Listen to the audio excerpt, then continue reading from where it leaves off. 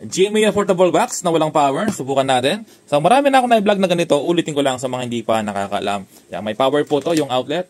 Make sure nakahugot mo na for safety. Bubuksan mo yung likod. Tapos ito yung bubungad sa'yo. Ito yung kadalasan ng problema. Ayan, nakalagay dito 16 volts 1000 UF, no? Or microfarad. So ngayon kalasin natin para makalas yung pesa. Ito yung lalagyan natin ng capacitor. Naka-ready na, no? Para nga naman prepare po tayo. Hindi magsawang maghintay yung mga manonood. Ayan, binibili, oh. Dali. Boss! Boss! Boss! Boss to! Washing machine! Ito mga repairman, no? May bibiling master ng gamit. Ayan, ibenta natin to. Magkano kaya to? Ayan, boss, magkano to, boss? Washing machine.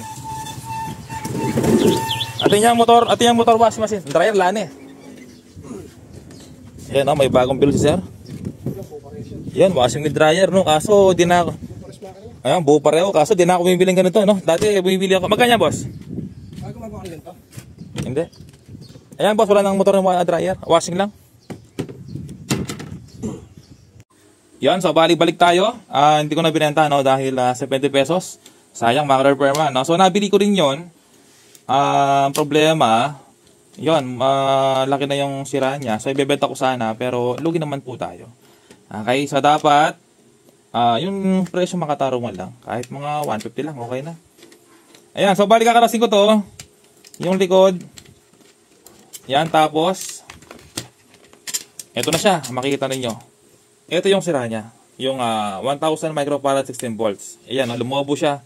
Kahit na wala kang tester, alam mo kagad.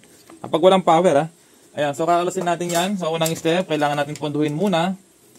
Ito yung capacitor na tatanggalin natin. Kasi kapag hindi mo pinanduhin yan, tuyong-tuyong masyado, ang hirap baklasin.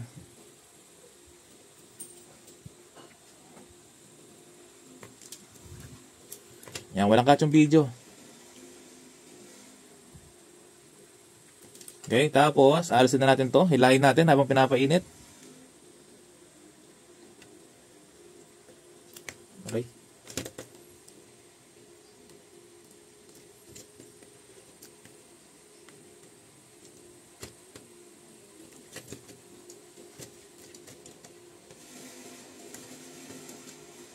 Masyadong makapit.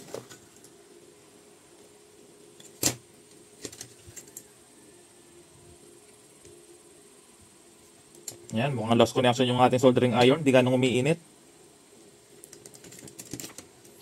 Ayun, tanggal na. Ito po yung problema niya. 1000 UF 16 volts. Paano mo nalaman? Yung negative niya, yung may guhit-guhit, no? Yung may negative na yan. So, kailangan ko lakihan ng konti yung butas dahil sobrang liit po nito. Hindi papasok yung ating capacitor na bago. Yan, lakihan ng konti yung butas. Magkabila.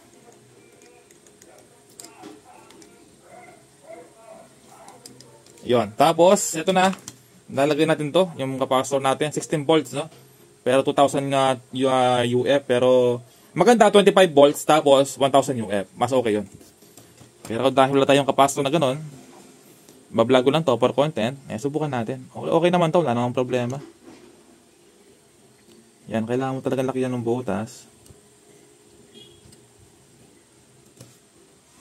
Yan, tapos inangin na natin sa likod. Dapat wag magkadikit yan, kundi masya-short po.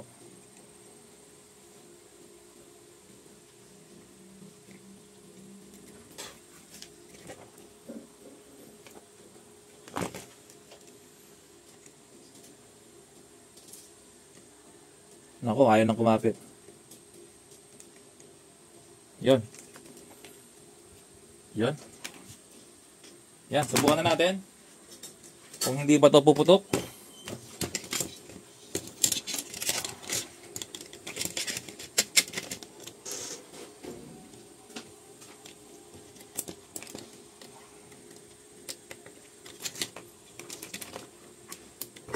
Ito na, 1, 2. Yan, mga ka-repairman, no? Yan, gumana, may power. Boot, ibig sabihin standby na yung kanyang antena sa likod. Ayan, okay na.